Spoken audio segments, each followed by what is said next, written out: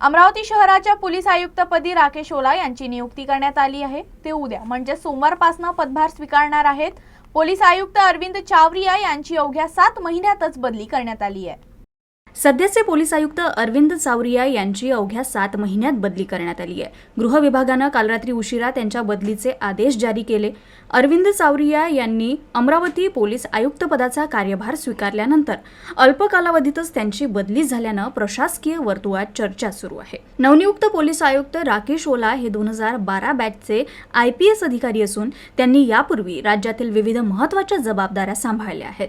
त्यांच्या नेतृत्वाखाली अमरावती शहरातील कायदा सुव्यवस्था अधिक सक्षम करण्यावर भर दिला जाण्याची अपेक्षा व्यक्त केली जात आहे। दरम्यान मावळते CP अरविंद चावरिया यांच्या पुढील पदस्थापनेचे आदेश स्वतंत्रपणे जारी केले जातील असं गृह विभागाच्या आदेशात नमूद करण्यात आलंय। सध्या त्यांना कोणतीही नवी जबाबदारी देण्यात आलेली नाही।